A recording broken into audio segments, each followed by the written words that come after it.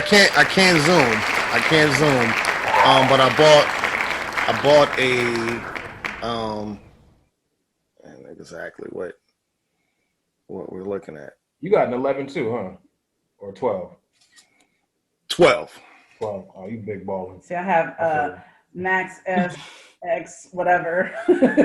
She got a 7.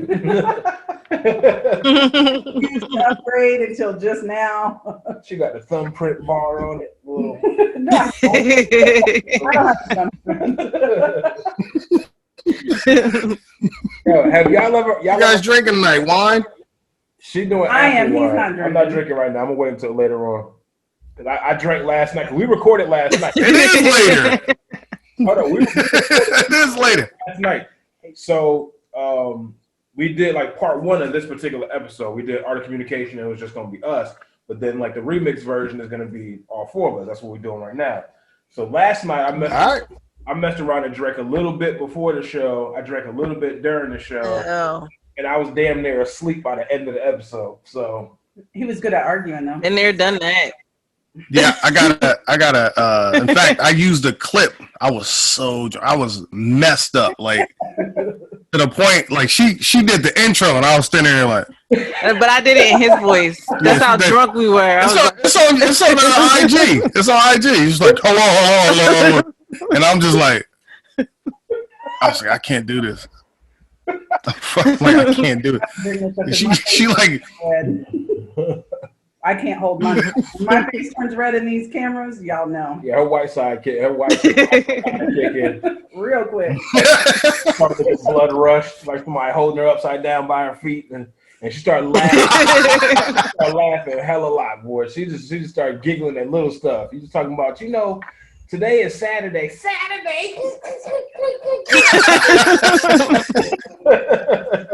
That sounds like fun. Yeah, that's. I am always the fun drunk. Yo, did you guys get a chance to watch our last episode? Our last show? The Money Moves? Man, we didn't. And she asked me today. She said, did you? Okay. So we'll do it tomorrow. Sundays are our days. Well, we don't do shit. Yeah, but we just watch everything. We watch movies, listen to podcasts. So everything. Because we have our son is, huh?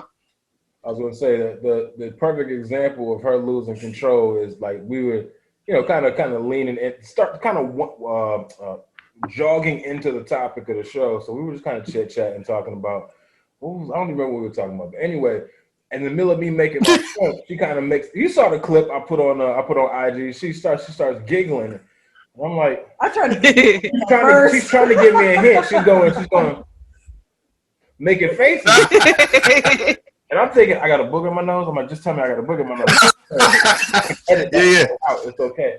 And she starts laughing, and she's like, I thought you farted. I'm like, we're in the middle of it. You can that's figure out if I farted. I didn't, but now you got me self-conscious. I'm thinking my breath is that bad that you smell me from the other side of the day.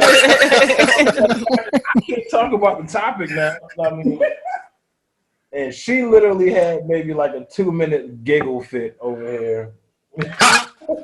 Yeah, those are the best ones. You gotta let them go.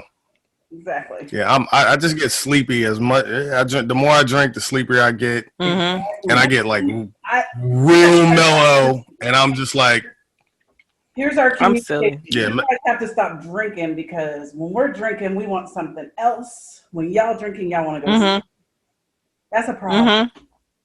That's a little bit of a problem. Yeah. What it is when you get So when I was in my when I was in my early club days, I drink all night.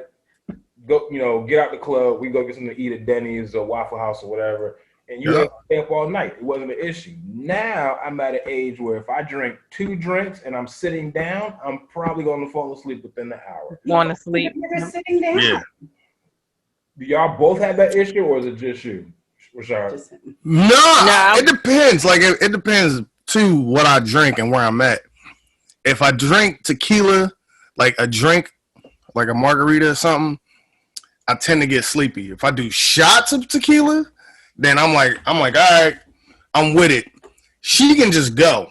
She just like I don't sleep that much anyway. Yeah, she just go. Like in her 20s, which wasn't that long. Yeah, it is. It was long ago, but in her 20s, it was like only thing she stopped to do was go pee. That was it. It was like blah blah blah. We going here. We doing this, and then I gotta be like, yo, we shutting it down. The sun's coming up. You know, we got a babysitter.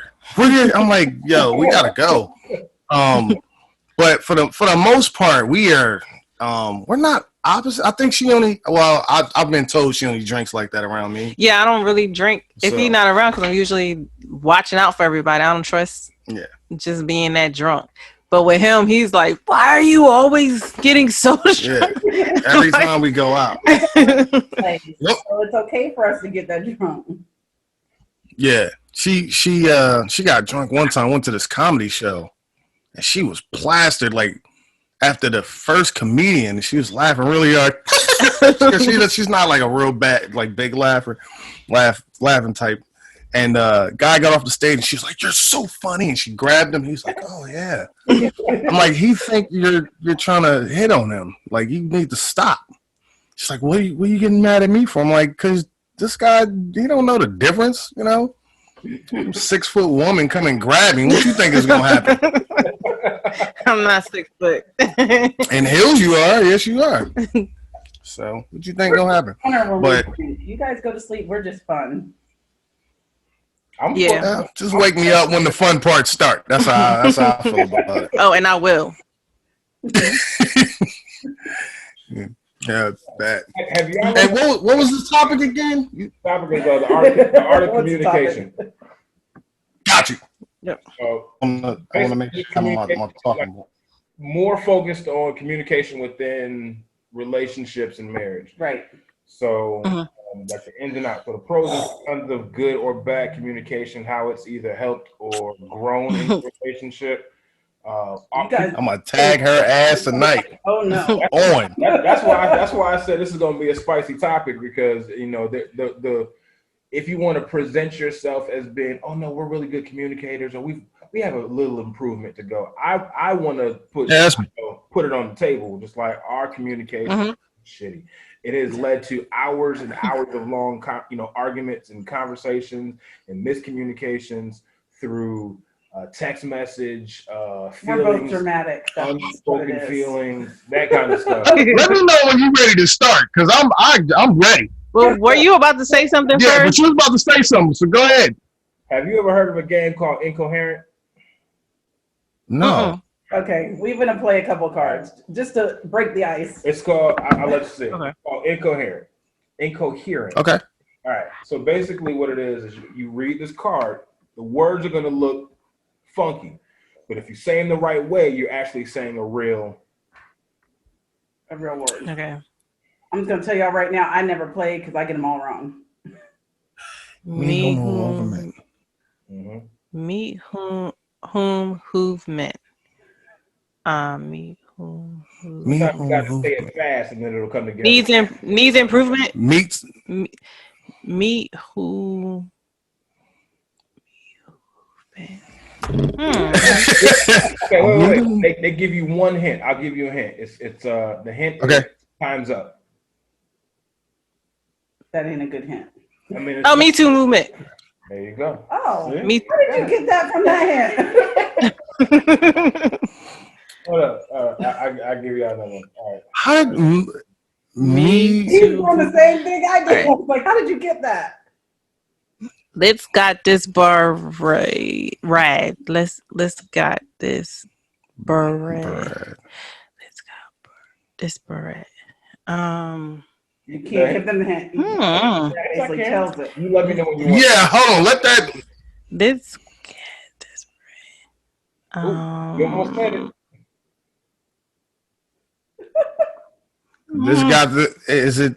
Sometimes the two words actually, if you say, let's get this. Let's get this, bruh. I guess. Let's get this bread. That's the part that. Let's get this bread. Oh, let's get this. Yeah. Let's get this bread. Yeah. Good job. Let's get this bread. Oh. Good job. Oh, you didn't closer than I was. You're a scandalous one. I thought he said. I said bread. Oh, I thought you said bread. I said bread. I think it's red. I'm like, he got a good accent. I got like sound like a talker. I got you. Oh, I like this one. All right. Calm heat at tea. Comedy? Calm heat at tea. Comedy, right? Calm heat. It's a phrase. It's a calm. It's a community. Calm heat at tea. Community. Camaraderie. Calm heat at tea. Oh man. Oh shit. So this is for people that are supposed to be inebriated, and then they say this. Maybe we're not drunk enough. I know. Be really drunk to get these. The hint is labeled father. Labeled father. Calm heat at tea. I still don't got this. Commodity? Come here. It's 3 words. I give you 3 words. It's 3 words. And he said, father? Yeah, father. 3 words. Oh, man. If you understand, if you say the first word, the rest of it will come. Calm heat. It's 3 words, though. Mm-hmm. No, he said it's 3 words. That what you're looking at, one of those sounds is actually combined. Girl, they always say it to us, if that helps you. Oh. Look at his face. Is it calm heat? I don't know. Calm heat at tea. I don't know. Let me know. I want to say, come hit that. No. I'm like, come hit that. Like, come hit it. Ooh. Yeah. Yeah. I don't know why that one. Oh, shit. Hattie. Call me daddy. Come. That's why I was like, it makes sense. Yeah. I think call me daddy. We was singing way too hard. You do have to be drunk because it was just like call me daddy. Too literal with that. You might have to be sober. I don't know. I get it. All right, one more. This one is like Ossiper. Okay. Drogen gone dumbs.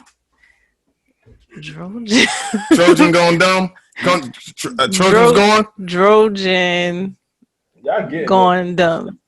Maybe I'm thinking y'all are getting there because that first word is funny. You can't say the hint. That'll just give it away.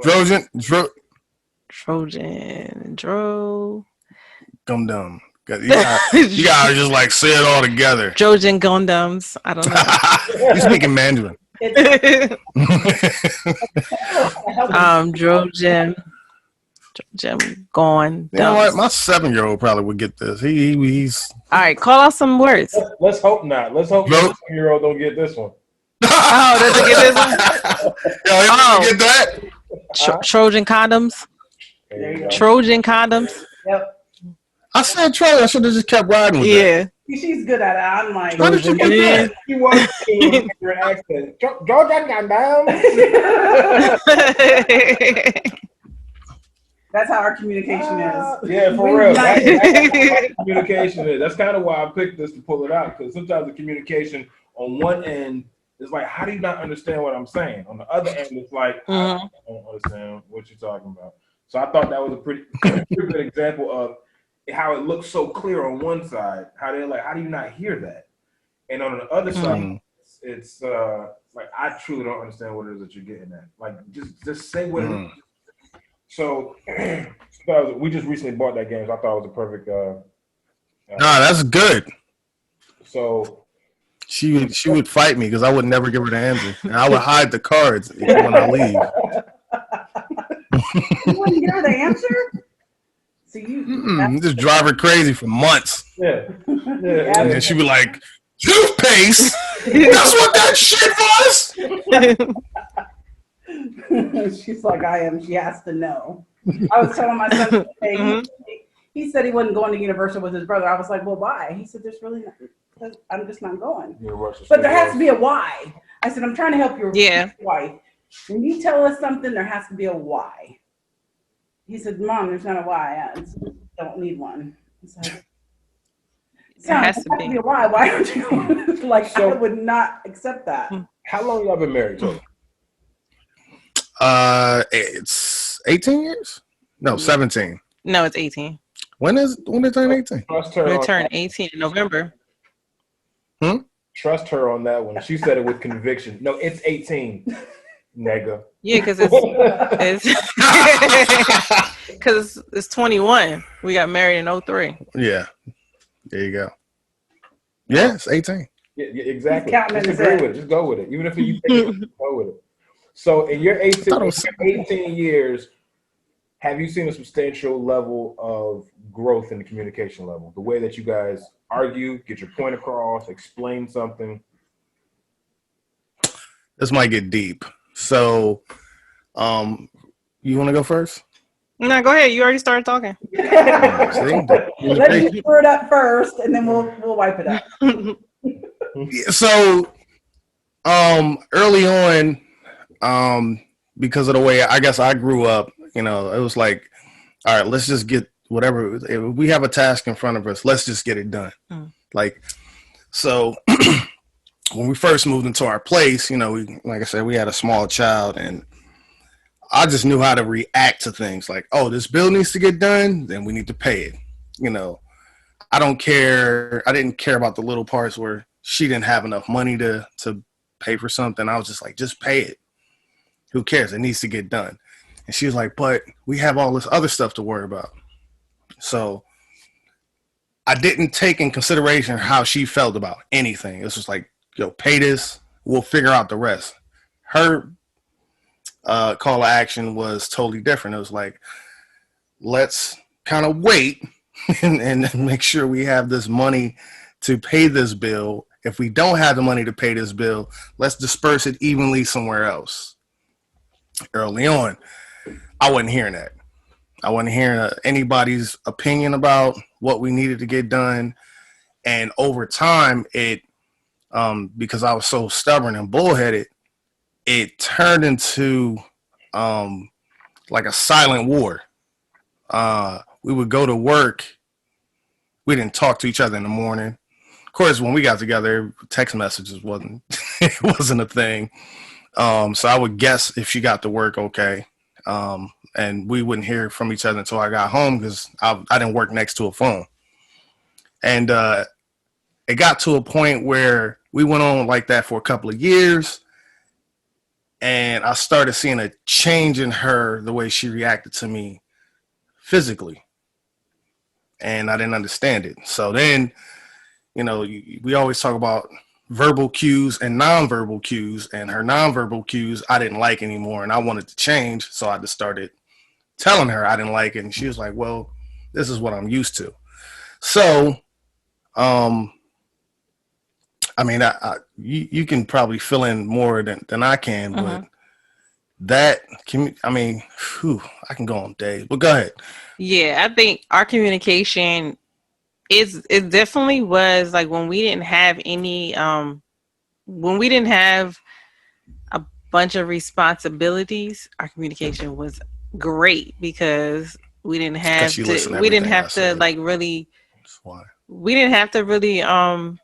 like do anything to actually test that communication level. Like everything was like, it was sunny with a chance of rain. Like that rain never came because we always had like, we didn't have to worry about what we were going to feed our child. We didn't have to worry about if we, all the different things that we didn't plan for when we decided, oh, let's get married, let's have a baby, and let's buy a house all in the same 2 years. Like we didn't have to worry about that. We would go and just go shopping for clothes and just like fly out to another city, go shopping for clothes, and come home and be able to pay our bills off of one of our paychecks.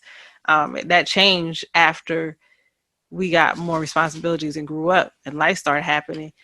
But I can say like our communication was was very bad and has grown because now I'm less emotional when I'm listening to him. I'm not listening to him and reacting in a way that's offensive. Like he would say before when we were like, he would say something about how clean the house was after he's, been working all day doing overtime. Since if you're doing overtime, I'm the one that's actually at home with our child. So I'm trying to like occupy his time, and I work too. So I would be sleepy, and I'm like, look, if something got to give, it's going to be the house. So I'm not, this won't be done. And he would get upset, and he would say, I didn't grow up like this. My house, it wasn't. And I would just not even be able to hear anything else he said because I'm thinking I would react so emotional. Like, what you trying to say? My mom was dirty? That's not what I didn't, saying. And that's exactly, he wasn't saying that. What I'm saying is you dirty. No. That's what I'm saying. On a communication level, you talk. You said fill in the blank. So, it was just me reacting to it because I was so emotional and I wasn't able to like just say exactly what happened. Like I worked all day. I'm really tired. She was on fire. This person you see today is night and day. Nah, I would get mad. On fire. But you also gotta take into account that we're both sleep deprived. Mm-hmm. We're both not having any sex. No, we did. We did. But we weren't. When we had when I'm nursing and I had I got up in the morning. I had to get up at 5:30 in the morning. I would nurse my son, pump a bottle. I had to drive him to my grandmother's house. Then I would go to work, and I had to be at work at 8. I would go to my grandmother's house on my lunch break, nurse my son again, pump another bottle, go back to work. And on Thursday nights, I had to stay late for work, so I didn't get home until 11. And then he would be at work for 16 hours most days. So the only person I had to vent to was my grandma. Was not trying to hear it. She was on my side. Yeah, she did not want to hear anything. But I would cry, and she was like, "Save the tears. It's gonna get harder. Do better." That. My grandma was tough.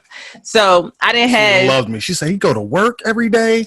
You don't have to tell him to do nothing. You better shut up." I'm like. So that was what I had. So I would just be tired, and I would just fire back at him. I would never just try to just communicate. We're on the same team. We don't have to fight a war with one another. So I think it's gradually happened. Me working on myself and not just being triggered by every little thing. I was able to actually listen to him and be able to hear, take out the part that was offensive. And just actually listen to what he's trying to say, and then if I needed clarity, I'll ask him. And that's forward thinking. What got you to that point of I guess the first steps in growth in that? Did you have to go to counseling? Did you kind of figure it out on your own? Was it just in prayer, talking to somebody else on the outside? I have been to counseling, but I feel like counseling always, and I'm no offense to counselors because I'm actually work in social work. But counseling for us, it doesn't help our relationship. It makes it worse. Counseling for me on an individual level works for me. And if he went to a counselor on an individual level, it works for him. But it causes problems in our relationship that we really weren't having to begin with. I'm picking we need to go to church together. And he's like, what? And then we arguing about going to church, and that's never... And I don't even really care about going to church. Honestly, Phil, the point that made us change, we had a breaking point. Yes. I'm ready to fucking go. And I have a son. I have no family here. So we need to either fix this or we got to go. I'm not, it wasn't nothing physical or nothing like that. It was just emotionally just draining. Tired. And I'm I'm tired. We fought over whether to buy whole milk or 2% at Walmart one time. It was rough. Just and also the outside noise. Yeah, and we had to get rid of the outside noise. There were a lot of people putting their 2 cents in different things and making it a situation. Yeah, and it was a breaking point to where we would have situations where she had certain family members that will have, like, my house turned into a club at night, and I would get home at like 2:00 in the morning. I'm like, who the hell is, like, what the? She's upstairs asleep, and her family members in the house. I'm like, yo, we ain't doing this. Mm-hmm. Like, for one, I have a child here that I'm not creating that kind of environment. Like I say, that's what changed. It was a breaking point. It was everything was too much. Everything that we said was too much. We was fighting, like they say, fight fair. I always fought fair. At least I thought I did. Nah. He's like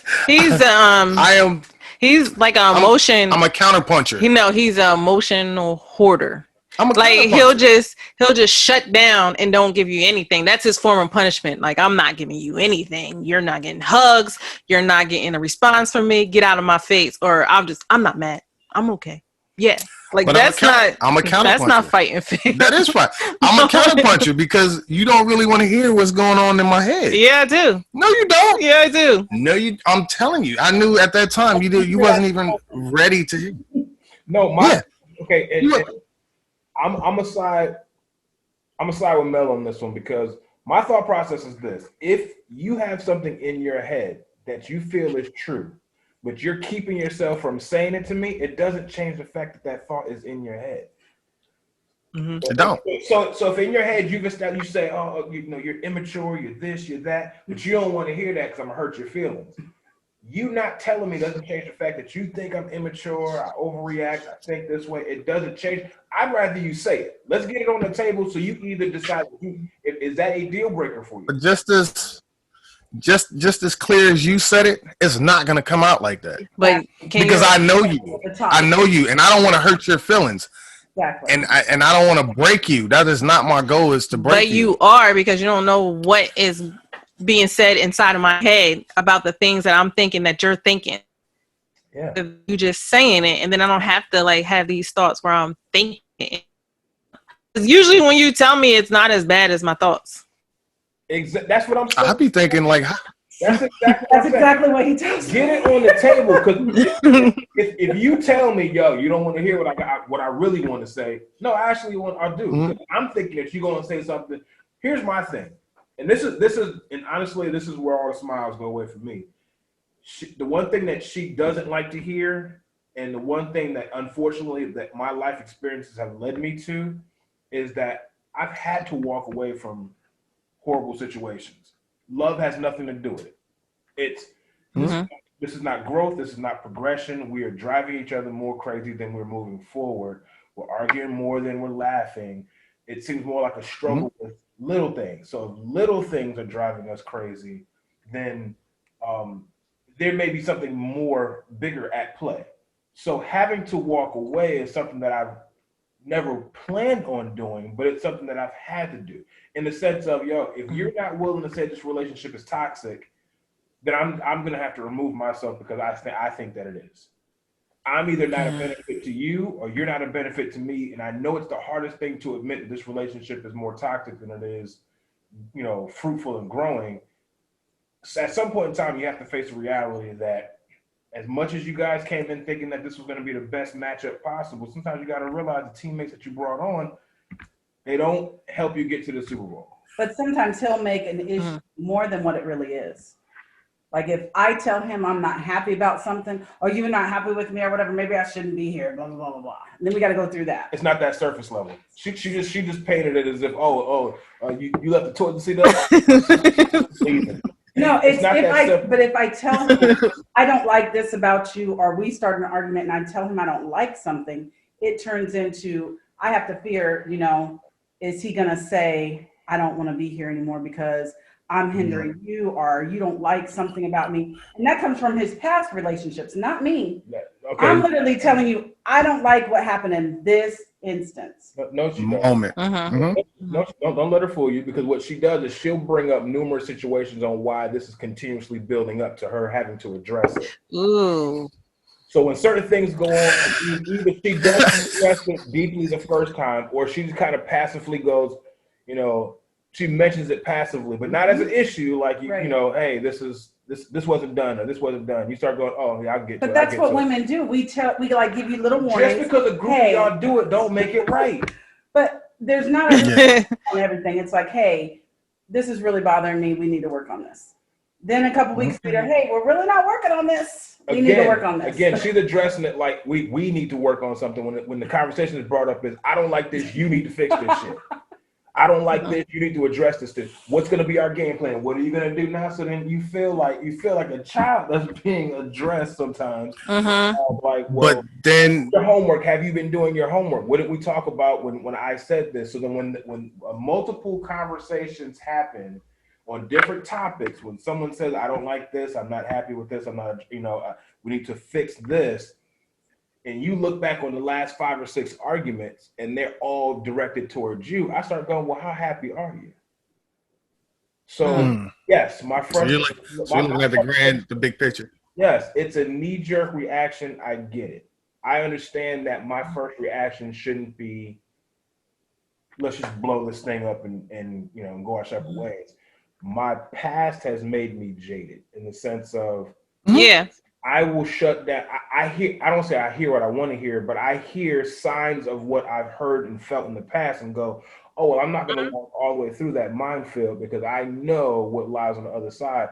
I'm just going to stop and call it a day and go back the other direction. Not right, especially with someone that you've made committed vows to. And it also reflects a bad level of communication. I will admit that I don't leave the best blackboard for the best communication on her side. So I'm not justifying anything that I say. My fear is I'm going to be rejected emotionally, that I'm doing enough bad things in our relationship that she feels rejected. Or I feel like, oh man, I'm not fitting the bill. I'm not meeting the dreams and standards of what she's looking for in a relationship. And then my depression, because a lot of people have depression that they don't voice or vocalize or express. But now my depression is kicking in going, oh, well, I'm just not enough. Another person throw me away and say, no matter how hard you try, it wasn't good enough because you still are lacking in these areas. Which is far from what I would ever say or how I feel. So in his head, he's made a big scenario, whereas I am like, what are you talking about? You're the love of my life. I'm not thinking that. I'm just addressing this one issue. Let's talk about what's going on in this one little thing. And he makes it into this, well, I'm disappointing you. I didn't do this and I didn't do that. And, other people have left me for this. So maybe you're going to leave me for this. And then I got to address all that for this past.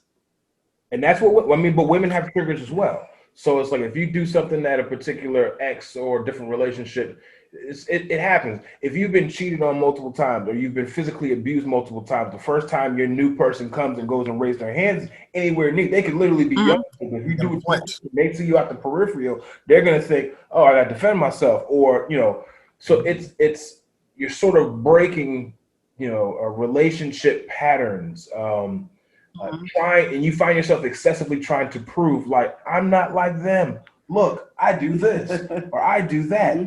Now you're sort of in competition with ghosts, people you've never met and will never meet. You're in competition to try to erase the memory. And it's I make breakfast in the morning for her. At first it was, I enjoy making breakfast, but now I'm like, I want to be consistent with it because the one thing that she's always said was the people who've done things for her were never consistent. And and now that's sort of become my job now. So the drawback to cooking every time. It's like, you're not making breakfast this morning. I don't. If he don't make food, I don't eat. I will sit there. And she'll think something's wrong with me. Like, say for instance, I get up one morning, I don't feel like cooking breakfast. She'll think, what's wrong with you? You didn't cook breakfast this morning. You weren't up. Doing this and doing that, making my lunch. Pattern. I'm like, no, I was just tired and wanted to sleep in a little bit longer. I don't start working until 11:30. She got to be to work at like early, 7 something. So I get up, scramble some eggs, throw some applesauce, and making her lunch. And if I don't do that, she'll think something's wrong. So what I initially did, because I was thinking, but he enjoys doing that. Don't get him wrong. He enjoys. This is a beautiful gesture. Wait a minute. Time out. He enjoys doing that. And I love it because he doesn't have to get up with me. But he gets up with me and my son. He makes sure he gets my stuff ready for me while I'm showering and doing what I got to do, helps me with my son, walks me to the car, puts all my stuff in the car for me, kisses me, lets me go on my way, and then he goes back to sleep sometimes. Go back. And I love it. I love that he does that, but he wants to do that. Mm-hmm. That's something that he wants to do. That makes him feel helpful and there. That's not something I've demanded or anything like that. I think with our relationship is a little bit different than you guys because we've had I've had 2 marriages, he's had 1. So on top of that, we've also he walked into a person that had 4 kids, owned her own home, just different stuff, a different scenario, and we had to combine these 2 lives. So I had a set way I was doing stuff. He had a set way he was doing stuff. So when things start changing, you start, what are you doing? Why are you doing that? Yeah. And it becomes those little arguments that you weren't expecting. Like war. Right. And you start, and then we look at each other and like, wait, why is this such a big deal? And it's really not big deals. And I try to put in my head, if it's not going to matter in 2 weeks, don't say it. And I go with you more on that because a lot of times things will be in my head and I don't say them in that moment because I have a sharp tongue. I had a sharp tongue in my first and second marriage, and I've learned from that. So I don't. But are you not saying those things and acting a different way? Because it's like it feels like a punishment. Like don't punish me. Two different sides of that. There's 2 different sides of that, unfortunately. There's one side of I don't want to tell him something because it doesn't matter. And then there's another side that I might not want to share something with him because I've already shared it. And I'm afraid if I bring it up or whatever, I don't want his reaction. That's repetitive. Because he just told you what his reaction is. So it's like, is that worth me having that reaction? She's also not good with her words. So I might be the eloquent one. I can kind of put together a whole presentation if I needed to and speak it out. She is not that good. PowerPoint. Yeah, I can give you a PowerPoint presentation and explain the ins and outs. She's not necessarily good with that. So she needs time to get her emotions into a verbal context. We're just like, okay, how do I get my thoughts into a sentence where I can make it make sense, not hurt feelings, get to the point, and we can move forward. I could try to do that. That's easier for me to do than it is for her. So in the middle of an argument, it just comes out, just random. It comes out very random, which sort of leads me to my next question for you guys. Is before you go there, Dwayne, I had to we just to close out that breaking point. One of the big things that I didn't, and I'm pretty sure I've never told her this, but I gave up fear. I was so afraid of losing something. Like I've known her. She identified it in me. She said I have abandonment issues. I don't know how because my parents are in my life. But certain things happen and she said I have abandonment issues, but we just identified that maybe last year. Right. So, but years ago, before last year, when we identified that, I just gave up fear. I said, you know what? I used to live in a box. I grew up in the city, where I'm always looking behind me, in front of me, just constant fear because I knew I had to get home to my parents. I felt that they would be more mad that I died in the street, and didn't make it home. And so I always had to make the best decision, even if I looked like the damn punk in the neighborhood. It's like, well, my parents would be more mad that I didn't make it home instead of me being this big, stallion in front of some people that just want to make noise, right? So I gave up trying to impress and be this person that I thought she needed me to be, and be the person that I need to be for her. So when we talked about the emotional part, I learned going to class for my job. Myers-Briggs. Effective communication, and leaving out the emotion when you're writing a eval. Take the emotion out of the equation. You might not like this person, right? But do they do their job? And I started applying some of those things into like my lifestyle. I'm like, I'm gonna say thank you instead of, if she put too much salt in the grits or something, I'm just say, what, thank you for making them. I'll just add water. It's cool. It happens, right? I had to start appreciating the things that she did. Wow, you washed my clothes. You didn't fold them, but that's cool. You washed them. I'm gonna go ahead and finish this. Teamwork. But mainly, I had the only way for me to get to that point is I had to give up fear. If she's gonna leave, she's gonna leave, right? And when I let down my guard, for some reason, she did the same. Because I had the same fear. Because I never, because of me leaving was never like something that I said. Like it was never, that would be his that was his catchphrase. But you did show it. Like I'm gonna leave. Now my thing was, let me get my shit together because he leaving. So let me make sure that I go back to school and make enough money. I'm going to my grandmother's house. I'm like, okay. And she did. She actually. I learned with my situation is a little bit different. With him, I go to therapy, just like you were talking. Mm-hmm. I go to therapy, and that's one of my issues is abandonment.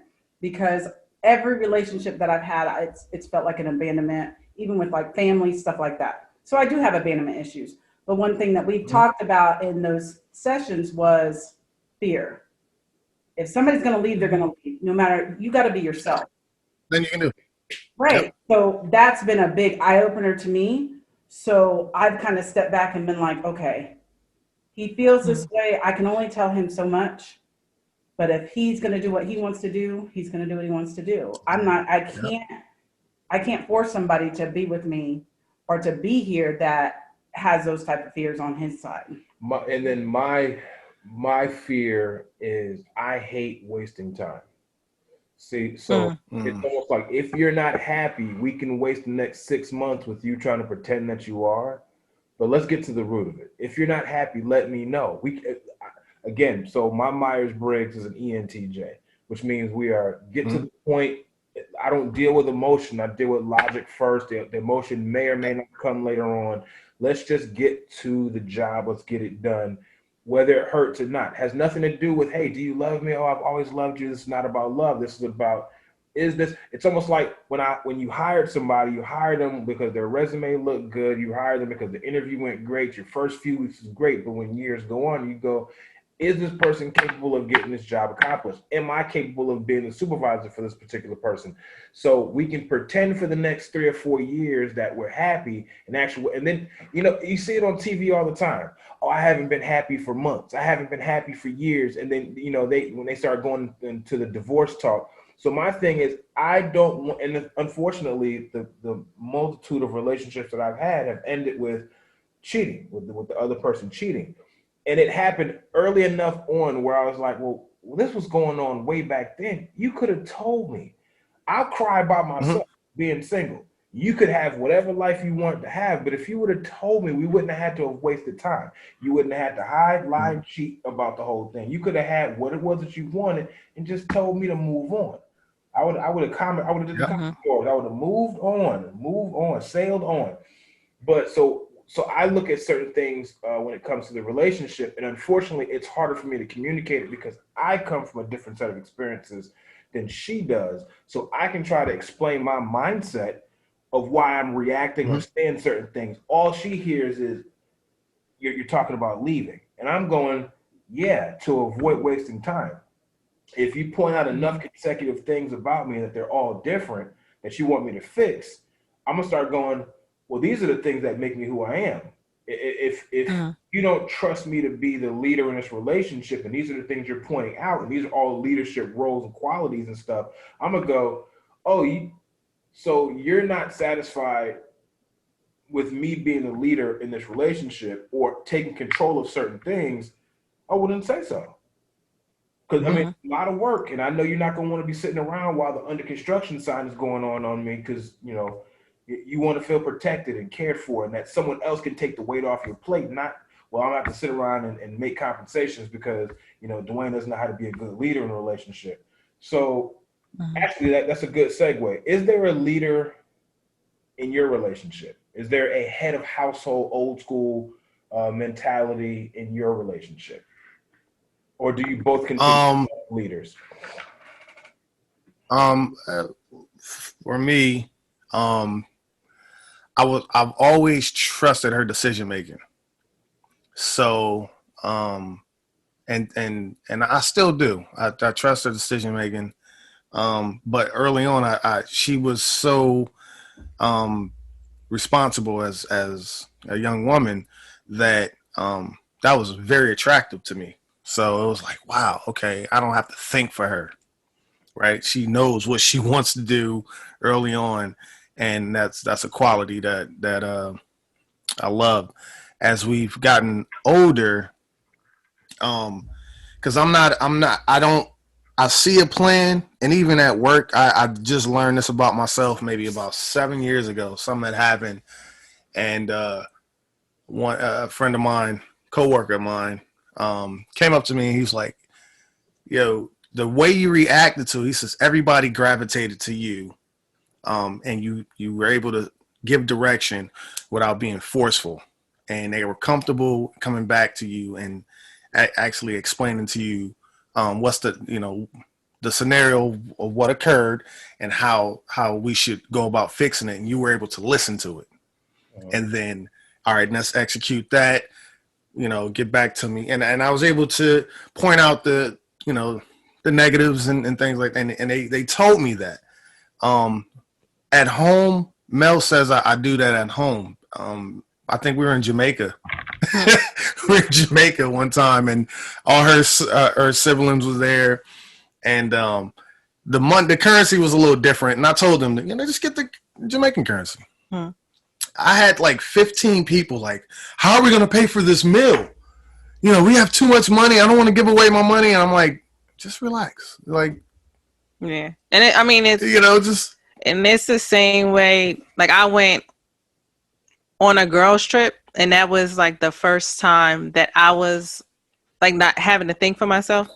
Like, because when we go on a trip, Rashard is the one who's like, "Do you have your passport? Do you have your driver's license? Do you have all your bags? Like, I'll hold your ticket." I'm like, okay. Yeah. So then leave that shit on the counter. But when he says that, but I go on a girls trip, and it's literally everybody has their passports, their money. They put it. We have 3 different rooms. Everybody gives me their passport. They even gave me the paper that you fill out to get back in customs. They gave me all of their stuff, and they're like, "Here, Mel, you do this."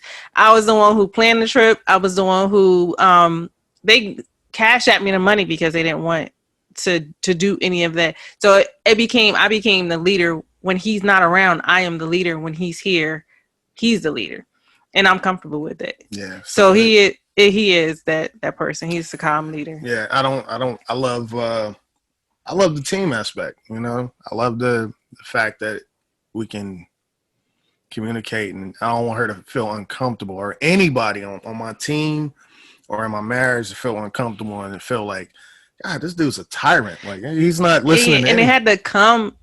It came to that because we always had that. I felt like that type of, we started out that way, but then like we said earlier, the outside noise, and then listening to your elders and some of the advice they gave, he became a tyrant. And I'm like, who the fuck are you? And then I became more obstinate, and then I wanted to lead. And I'm like the strong, Black feminist from out of nowhere. And I'm like, I'm not making your plate. You make your own plate. We're arguing about dumb stuff. Quick story. We had a friend. We went to a dinner party, right? And the women were talking about, fixing plates and stuff like that. And a friend of ours turned to her and, you're not going to make your husband plate or anything like that. And she was like, no, he can make his own plate. So, and all the women went, right? And they all went, what? And I kind of said, if she don't want to make it, it's okay. I was all right. Maybe I wasn't the type to fight over something so trivial. Like, I didn't care. You know what I mean? But the women, and they were like, oh, no way.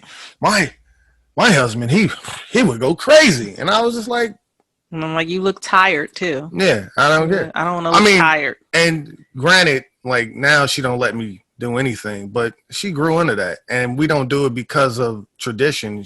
I guess she does it because she wants to. Because I wanted to do it, but I don't like people telling me. So, that just bothers me. Like, don't tell me. If I want to do it, I'll do it. But don't tell me I have to do it. Yeah, that takes the fun out of it. It was a real it was a conversation. I think we were there like 3 extra hours just talking about, well, who do this at home, and that's when we started. Believe it or not, this where all this come from, because we start having conversations about how untraditional we are. Like, you know, how we lead, how we talk to each other, and we started putting everything in perspective. I'm like, yo, we are not. We are not the couple that we thought we were. Right. Who the hell are we? It's funny too, because I start realizing as I gotten older that so many other families didn't grow up the way that I did, because I grew up and it was normal. You make your own plate. It's like they will let you know you're ready. Everybody get in the line, go get your food, and you sit your ass down and you start eating. And that's it. Whoever's allowed to do the dishes is doing the dishes. It's not like the dishes are mom's job. Cooking is mom's job. And lawn and you know, handyman stuff is dad's job. And then that's dad's job. So I didn't grow up. Plus, my dad wasn't around when I was that young. I didn't grow up with gender roles. I grew up with, hey, you're good at this. I'm better at this. So I grew up with my aunt for a little while my mom was in nursing school.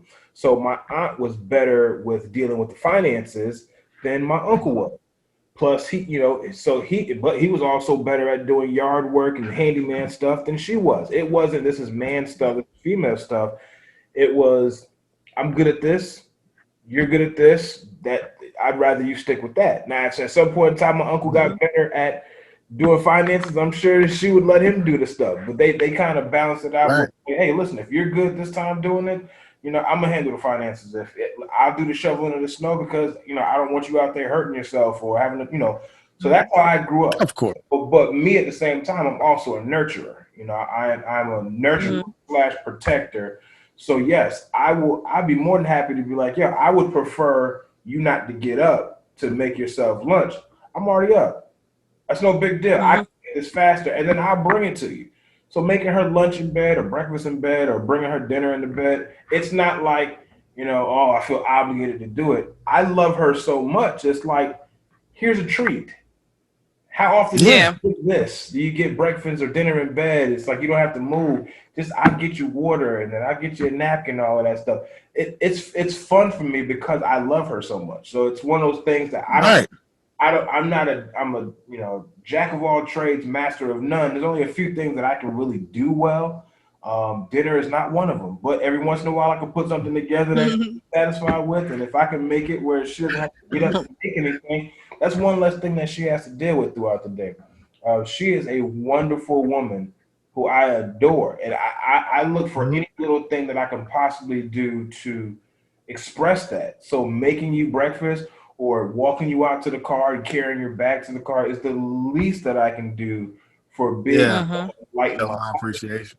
So it's just I don't know. It's just I try to figure out ways that I can do. Now, there's one area in our relationship that there is no line crossing. I do not let her even pretend that she can jump into this, and that is protection. When it comes to protecting her and the household and everybody in it, I am the leader in that. There is no compromise. There is no assistant manager. There is no key holder. It's just me. I don't want you. Right. Unless I come to you and say, what are your thoughts about, you know, I don't know, having a gun in the kitchen. I mean, whatever it is, I might run that by her, but I'm not looking for her thought process on any of it, because I've gone through being shot at, living in the hood, head on a swivel. When you hear certain noises or whatever, and when you hear certain noises in the yard or whatever, knowing how to react and respond to that, knowing when people look suspicious or whatnot, and then having to deal with that. So, you're gonna have to put them together. Okay. He makes 55K. She makes 35. They moving together in the 1,700. He expect to pay her. I think the hardest part about our podcast and stuff is keeping it 100. and putting yourself out there, regardless, it's the good, bad, and ugly. I think sometimes, for example, I've had some health issues. Putting that out there, putting my PMDD out there, putting depression out there, stuff like that, like that's hard because some people just don't understand those things. So I think that's the hardest podcast. And even saying that, like, some of the things that go on in our relationship, we just don't put out. Like it's, you know, it's hard to, you know, explain, I guess, a whole situation or without, especially if you're over it. And you're like, okay, if I put it out there, then we're gonna have to re-deal with this shit again. Like, no, we don't. So, no, I'm just saying you have to like say like the Pinkett Smith, like they've dealt with stuff, and then we're pissed off still. Yeah. Like we all hate Jada now, but Will's cool because this shit was like they've already dealt with it. Exactly. That's sort of okay.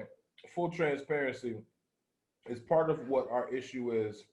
Even with having this particular conversation, is it for me, all I'm doing is sharing an archive of what my mindset was when I was thinking a certain thing, the things that led up to me saying certain things. And I guess the way that I'm explaining it, it sounds like my mindset is still there. So that was a confusion. Yeah. That was a confusion talk to her because well, for her, it was such an emotional situation with me talking about leaving or the relationship seeming like it, you know, we're at an influx of like, where are we going from here? Are we going to move forward? That hurt so much that even just kind of talking about it in this kind of, even though it's supposed to be to help other people, it brings back, well, are you still there? The way that you're talking about it sounds like you're justifying what you were thinking. So I want to put a disclaimer out there that the idea of me leaving no longer, that's not on the table. It's the part of my growth is realizing that we are the best with each other. We are growing on a daily basis. I've seen it in her, and she's definitely seen it in me. Well, I've definitely seen it in her. I think she's seen it in me. And that's honestly what I took from it too. It seemed like, because it seems like we're on the same wavelength with our communication, Dwayne. Maybe that's why I could feel that energy that this was past tense conversation and feelings, but I can see why it could be misinterpreted. And I love her too much to let her stay in that, was that how you feel kind of thing. So I understand it. I get it. But I also want to reassure her, because I'm saying these things. A lot of people are hearing it for the first time. Are you talking about leaving? And I'm saying, yeah, that was a while ago, but that's not what my mindset is anymore. This is exactly. Maybe relating to some people who are out there who may be in a state where they're butting heads in their relationships, and they start realizing, well, I'm right. No, I'm right. And maybe hearing our story goes, oh, that sounds like me. Oh, that sounds like you. Well, what happened with them in this situation? I'll easily say that talking about where the feeling's rooted from, that it's not necessarily you, or it's not necessarily me. It's the silent triggers from past relationships that you don't even hear going on. Right. Silent triggers from your relationship with your parents, certain environmental things that you've grown up around, you've been accustomed to and sort of shaped by. Because you realize I'm 45, she's 42. We had a long life of experiences and people within that life that helped mold us into who we are. Parents, coworkers, schoolmates, friends, colleagues, whatever, people you're dating, they mold you into who you are. So whether you're jaded about relationships, you're mistrusting, or whether you trust any and everything that anyone says to you, that was molded by a series of events that transpired in your life. Kids that are affluent, it's because they've had a series of spoiled, moments that have sort of grown them into, they feel like everything is supposed to be given to them. So those things sort of who you are.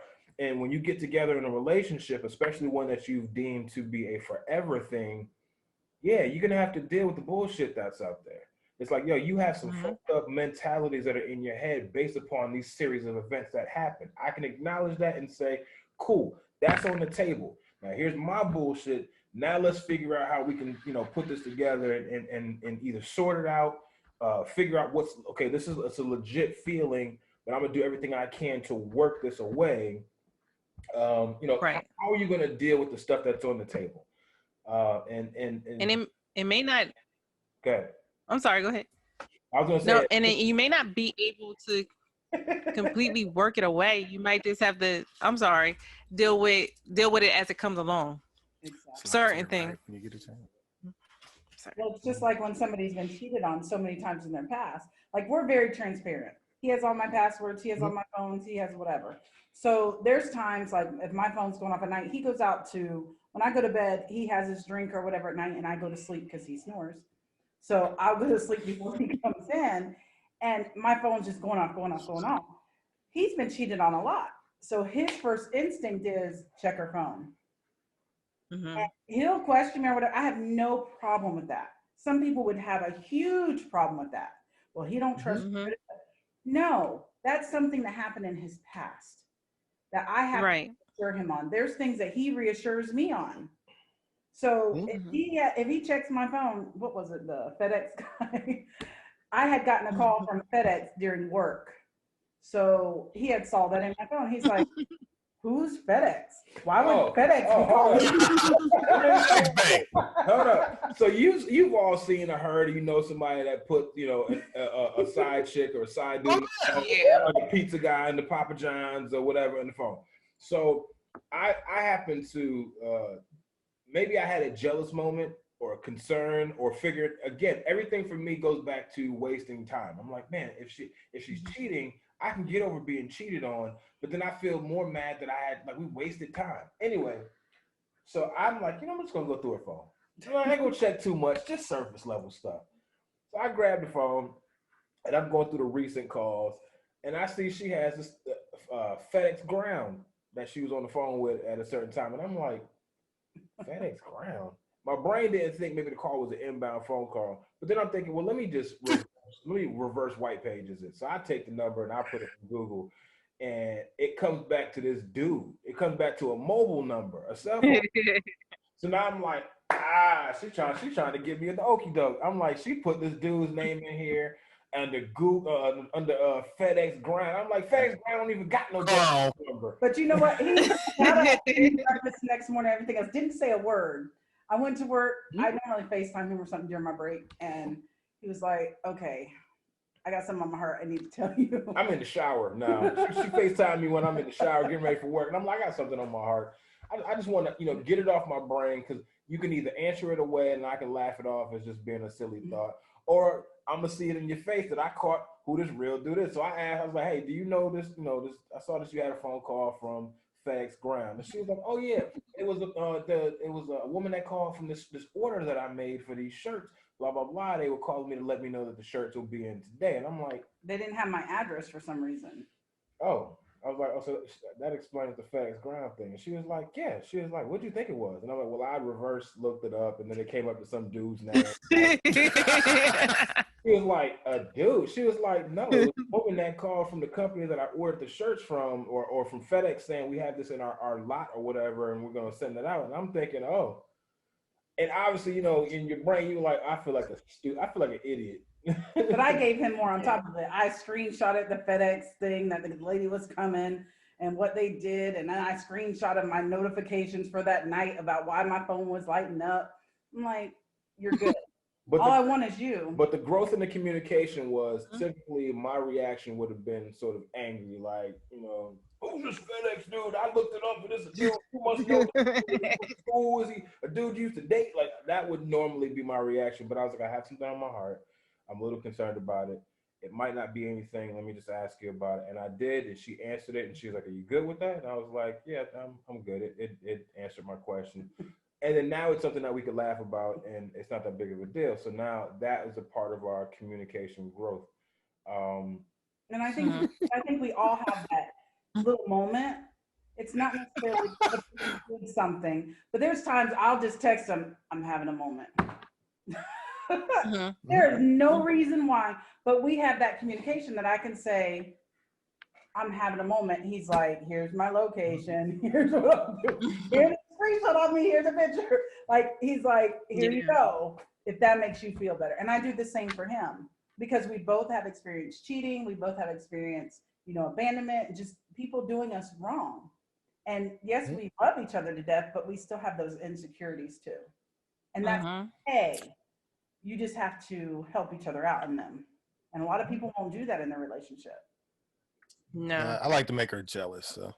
I ain't gonna lie, I like it just a little bit. Now, how do you go about doing that? How do you go about doing that? I love it. I egg her on. I went to Miami, and I'm cheap, so I try to get and everything for free. And we ran into somebody that can get us in free. Just happened to be a woman, and so we're going back and forth on IG or whatever. And she's like, "Meet us here, and make sure you get here at this time." And then she texts me and she's like, "Wow, is that you over there, the white shirt on below?" I'm like, "Yep, that's me." "Oh, okay, come on." All that's in there. I didn't delete it. For what? There ain't nothing. It's innocent, In my eyes, it was. You should have seen what this girl looked like. Listen, the first thing I would have went with was why you messaging another girl in IG? That would have been my first thing. And it was it wasn't like where are you? It was where are you? I'm over here staring, looking over at you. Then I'm like, what the fuck? Yeah, I'm like, I think that's you right there, right? I'm over looking at. I'm like, so this is a date. Yeah, this right. This is a date, and then she worked. She worked at the strip club. I don't know what she did, but she worked. Because I found all this out. I knew where she worked. I didn't tell her. Well, this is what happened. This gets worse because I'm like, I'm not doing anything. I don't care. Like, go and do whatever you got to do. But I went to, my son was sick and he needed like ginger ale or something. And I was like trying to soothe him, and I gave him my phone, and I left. And then I come back and she's like, "Who is this? And what is this person? And what is it?" And I'm like, first of all, it's my worker, and that person right there, I don't know who it is. I don't know where you found that. That looks like something real old. I don't know what that. And yeah, that's a person I met in Miami. She got us in a couple of clubs for free. Think of it. And she was like, "Well, why is she saying that?" Really? I'm like, really? Are you asking me this? Like, but I like to make her jealous, so I just leave clues. Yeah, she looks like me pre-kid 20 years ago. You get cut in my house. I was like, I was like, I honestly, looking back on, I was like, yeah, I can see what was wrong, but I don't plan on doing anything. So for me, it was just like a mute point. Sometimes it's not worth it. That's what he does, though.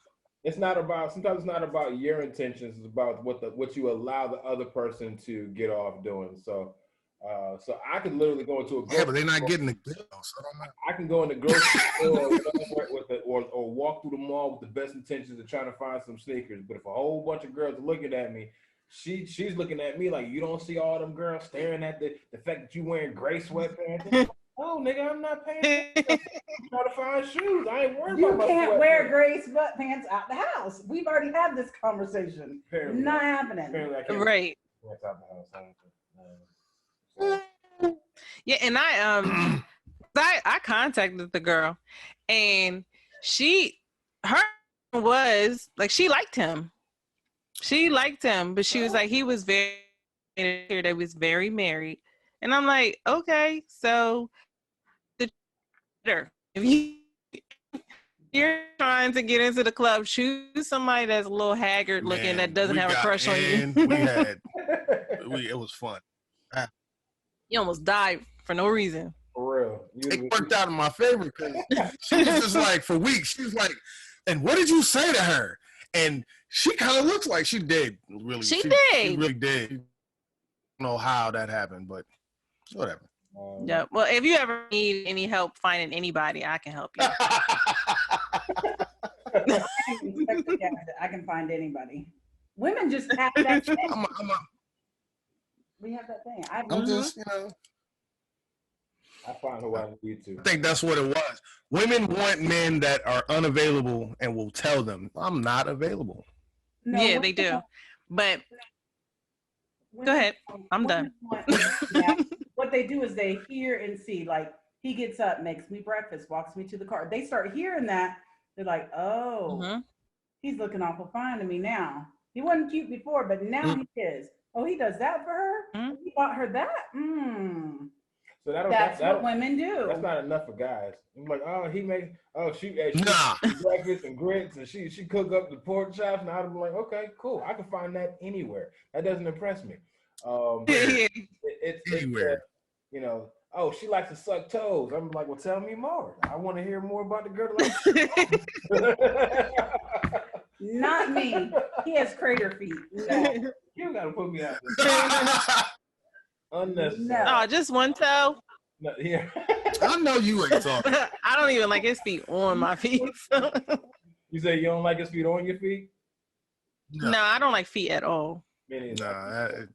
Now she's in good shape, and I told her, I said it was a good thing that you had pretty feet because I would have walked away. And that's the absolute truth. I have talked to people who are gorgeous in the face, gorgeous in the body, but they got that second toe that's a little bit longer than the first toe, and it kind of hangs over the front of their sandal. Yeah, I don't mess with that. Or girls who got like super fat feet, fat ankles, and fat heat. I have walked away with a girl who had unattractive feet before, and I said it was a good thing. He messed with feet, but he messed with my feet. Uh-oh. He can't get over the fact, why your feet never stink? He'll take off my shoes when I get home from work and smell my feet just to see if they're gonna stink. And when they he's like, yo, why you never stink? Wait. You've been drinking too much. Okay, you just painted a picture like she come home, I'm taking off her shoes. Like, do they stink today? I don't do that. If you literally don't lie now. I came in your office and you start touching my feet. Why your feet don't stink? Because that happened one time. You don't turn a one-time all the time. Yeah, I've done it a couple times, and it turned into one time to a couple times. No, I did that one time. She get exaggerate too much. Anyway, I've done it a couple times, and I noticed that her feet don't necessarily stink when they get hot or sweaty. So I'm like, that's interesting. I've never seen a woman's feet get hot or sweaty because we live in Florida. It's hot all the time. For them to be hot and sweaty or whatever, and not to smell, I'm just kind of like, man, none of your sneakers stink at all. That's crazy. Something's wrong with you. You're an android. But you don't necessarily like I'm turned on by it. I'm like, go ahead, rub my butt with your feet. I think everybody has their niche. Like that. Nah, nothing like that. But everybody has their niche. They have their thing. I think that's how you know you really in love with somebody, because you start making plates when you vow never to make a man's plate. Oh yeah, she. Man. So what's one? So when you think about one communication tip or one communication piece of advice that you would instill in your kids, to hopefully that would help them, I guess, snowball into being better communicators as adults. What do you think that thing would be? For me, it would be integrity, because that's something that I'm continuously working on now, because we do have trust issues because of past situations, just with family in general, and our upbringing, and just suffering from loss. For me, like, we both have trust issues. With me, I lost affection at a very young age. It was always like, get up, do what you got to do, take care of yourself, take care of your siblings. That was how I grew up. So I really longed for affection. He gave that. And when he would get upset, it would feel like you're taking that away from me. So it felt like a punishment. Mm-hmm. So I would do things. I would like, I'm not going to tell him about this bill that I didn't pay because I don't want him to get upset. that's you're just gonna snowball, and it really shows like what type of character you have as a person, and it's bad communication. So I told, like I had said to him, like, it's something that I guess I've been gradually working on throughout the years, but this year I had really said, I was like, yo, I'm gonna work on being a person with more integrity. Like, I don't care how bad the situation is, I'm just going to tell you. I'm going to tell whoever it is. If it's at work, I'm just going to say it, because I'm a grown woman, and what am I scared of?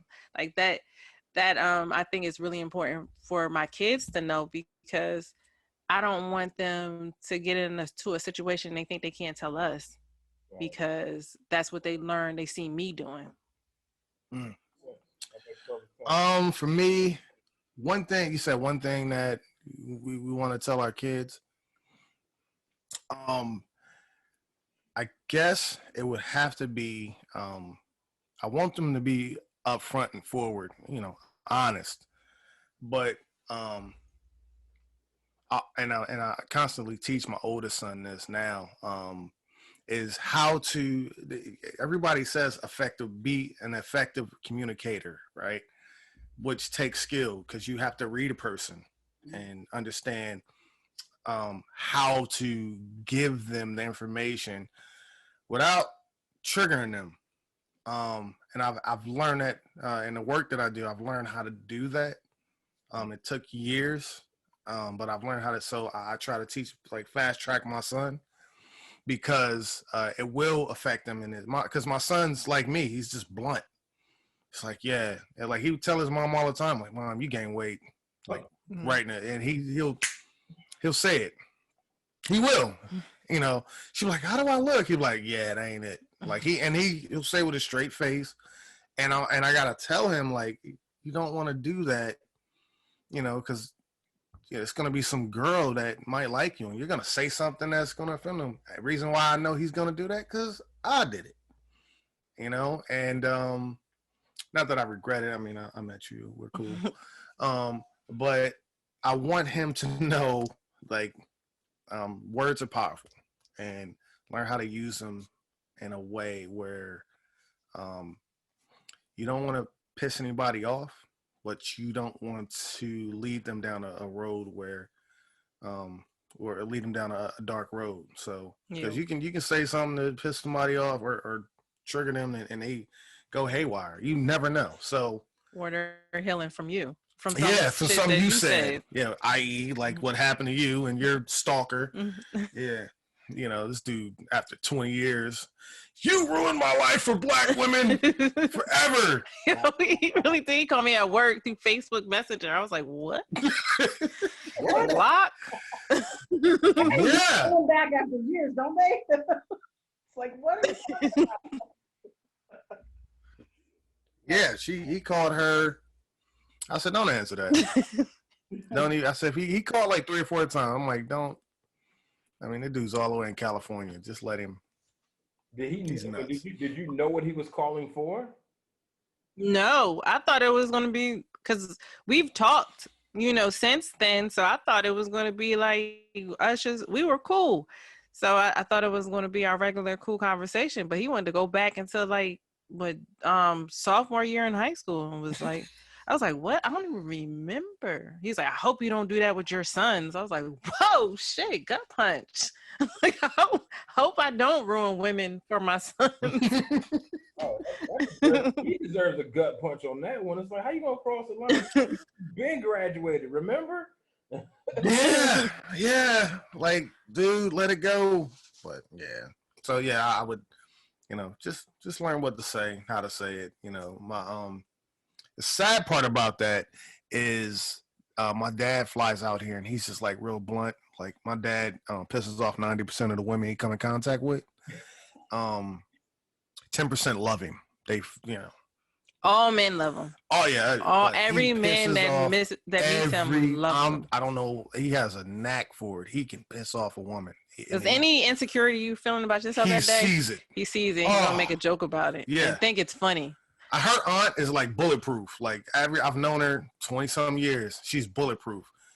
Just this weekend, or not this weekend, but just this summer, We were hanging out, and he said something like 3 words to her as soon as she got there. She's like, "You know what, motherfucker?" And I was like, "Damn." She's like, "I'm gonna go get some air." Yeah, I'm like, "We outside." She's like, "I'm going for a drive." Yeah, she had to go for a drive. Because I'm gonna be his dad. Because he pissed her off that bad. So I try to tell, I'm like, "Dad, you can't teach them that. You know, my son is impressionable. He'll take it. He'll definitely listen to his grandfather." So he gonna just hopefully bone stuck in his chest. Golly.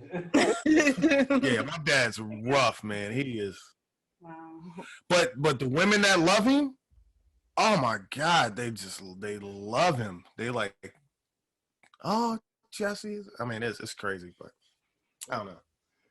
I think mine would be, this is an analogy I give my students. I would say, think before you speak, and if it's not going to matter in 2 weeks, don't say it. And one thing that I tell them is, I'll take a plate and drop it and break it, and then I'll sweep it up, and I'll be like, tell it sorry. Can you put it back together? Mm-hmm. Words hurt. Things that you say, you can't. Yep. You can talk all day long. You can say something in an argument, but it's going to stick. You cannot rebuild. Yep. Even if he says something to me, it's going to stick. He might apologize, but it's still going to leave a little bit of a scar. And especially at a young age with what I teach, I try to tell them that all the time. So if I'm talking about communication, I would say, if it's not going to matter in 2 weeks, don't say it. If it's something that's going to matter and you need to have a discussion, say it, but get your words together. I think that was the hardest part for me is I didn't have my first relationship until I was 22. I was a ugly duckling, skinny kid, big ass lollipop head, somewhat athletic, not much talent outside of that. So I didn't really have anybody that was attracted to me. So it was 22 years old. I had somebody give me a rebound, whatever, and it turned into a little relationship. But because I didn't know how to be the man in a relationship or even how to handle a relationship, she talked to me and treated me like a piece of crap. And she was telling me how to dress. She was telling me what I should and shouldn't say. I needed to grow my facial hair out and not cut it because I look too young without it. And she doesn't want to be seen with a boy. She wants to be seen with a man. If anybody looked at her in the mall, she look at me like, you're not gonna do nothing. You're not gonna say nothing. They punking you. They looking at your girl. And I was so passive growing up because I grew up in a single parent household with my mom. I didn't know how to speak up for myself or communicate what was in my head or my heart. It was just like bottle it up, swallow that pride. Don't say nothing because you don't want to, get into a fight or someone embarrass you or call you out on your own insecurities, whatever. So just keep it inside. So that was my first experience with cheating because she was like, he's a nice guy, he's a genuinely nice guy, but he's not the man that I want. So I'm gonna hold him around for a little while because of that. But I'm not going to keep him because he's genuinely nicer than the other guys that I have. So she treated me like crap to a point where I was literally talking in my sleep. I became that angry dude, that the guy that she wanted in my sleep. Like I was talking, having a conversation. I'm like, she would tell me to shut up in my dream. I'm like, no, bitch, you shut up. I'm tired of your shit. No more. And then I wake up like, do you want breakfast? Okay, I'm going to go make breakfast. And I was real passive. And somewhere around, and that was in 98, 99, 2000. And then somewhere around 2004, 2005, a switch went off. I'm living by myself in Florida, no one around, not many friends, no relationship or anything like that. And I'm thinking, no one's going to defend me or speak up for me better than I can.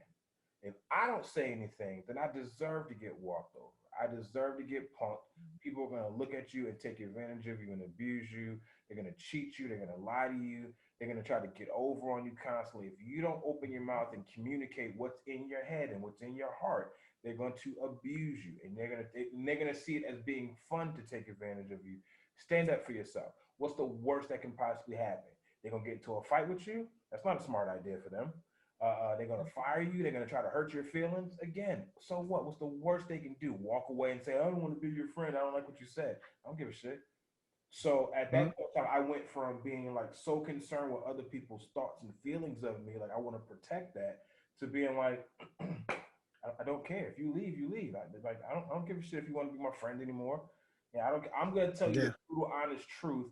And if it hurts you, at least you still know the truth. I'll let you deal with the feelings on your own. So I went from one end of the spectrum of being, I don't know how to communicate my thoughts, to being, I'm gonna hurt you with everything I say, and if it hurts you, then at least you got something to grow on. So that's I had to, now I had to find a happy medium, being in a relationship, a loving marriage with her. I had to be able to come to some sort of middle ground where I kind of put a filter on what I said, or learn how to say it where it was constructive. Because like she said, certain words, even if they're unintentional, can leave scars.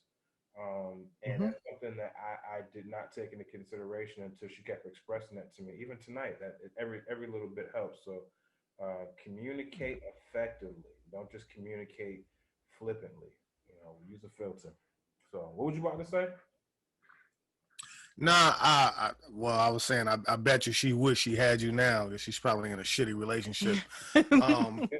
But it goes back to that fear. And I seen something today that said, the moment you start realizing that you're in this world technically alone, if you're not afraid to just be yourself, if you're not afraid just to be yourself, no one can take anything from you. If you're yourself 100%, you're comfortable with yourself 100%. They can't shake you. They can't do nothing. They can't take you to a place where you don't want to be. Then you're growing. And so, and I've known that for years, because I've always been the guy. I would wear any color shoe. Even in high school, I would wear all kind of green, gray, black, orange shoes to school. Even to this day, my socks have always been weird. I've always, as I gotten older, I just grew my hair out. I didn't really care to do it. I just became myself. The more I became myself, the more I started not giving a fuck about what anybody thought. And I think that shows growth, and it grew into our relationship. I just stopped caring, and the more I stopped caring, the more I started seeing her for who she was, and she became more comfortable. So it's like a domino effect, and people gravitate to you when you are who you truly are. And obviously you see that, like you said, it something went off. Well, when it went off was enough. I'm not scared anymore. I'm going to be myself. I don't care what you have to say. I don't care what you think. I mean, it to the point where I had to like shut off what my mom, because my mom is like critical. It was to the point where I had to like, Mom, I don't care. I don't care what you have to say. I don't care what it was. You're going to have to either deal with it, or you have to leave me alone. And the crazy part about that with his mom, I think your parents just want to see you happy. So they're critical because if they're good people, they're critical because they think that they can plan your happiness better than you can. But once you show them, I don't care, and this is what I'm going to do, then she stepped back because she's like, oh, okay, you seem happy. I just wanted you to be secure on your manhood. Yep. And I can totally agree with what you just said. I've had glimpses of that, where I just was like, a lot of times, like I said, growing up as a kid, it was just like make it home. I was more afraid of not making it home. And you had to eat, like, all right. I had a friend that would shoot us. Well, he wasn't a friend. It was a neighbor. He would shoot us with his BB gun every day. Every day. I'm talking about he would just pump that shit, man. He'd be lighting us up. Finally, I was like, fuck this. Let him shoot me. I'm going to go get mine. Let him, and eventually I did. We ambushed the shit out of him. But it took me to go, I don't care. I don't care. He can shoot us. I'm tired of it. We've been dealing with this for 2 years. I'm done. So shout out to Al. We still cool. We're cool on Facebook now. But hey man, thank y'all. I want to wrap this up, but thank y'all for even joining us on this one. This one definitely got deeper than anticipated. Hopefully anybody that's watching this particular episode gets a chance to understand how hard it is to communicate. No one said communication was going to be easy. But when you're in a relationship, whether you're dating somebody or whether you're married to somebody, if the person that you're with is worth it, then the lessons that you learn from learning how to communicate will be worth it. So that's evident with you guys. When I watch you guys' interaction on your show, I'm impressed at the way that you guys work off of each other, the way that you don't overtalk each other or feel like it's two different personalities that are sitting there like, why are they even together? I feel like you guys are the perfect couple together. So I see that, and even in our interaction on this particular episode, come across. Thank you. Clearly. This shit is rough. Listen, you don't gotta hide it. I get it. There's certain days that I'm sure she looks at me and she's like, how long do you get for murder? I'm pretty sure that, something that goes through her head. But, communication is a very important topic that I kind of wanted to figure out, but not everybody gets it. That's why it's under our umbrella topic of how to adult, because not everybody really understands it. Sometimes you go to your grave not really sure if you just kind of disagree on what to do and what not to do, or you've come to some understanding of this is her, I'm going to cater to that, or vice versa. So hopefully this particular episode was constructive for anybody that's listening, and I'm more than happy to do this episode with you guys. We're big fans, as we've already told you, and likewise. So thank y'all for joining us here on the Custer Chronicles, along with the Unprofessional Opinions podcast. We will see you guys on the next episode. We are live. Yeah.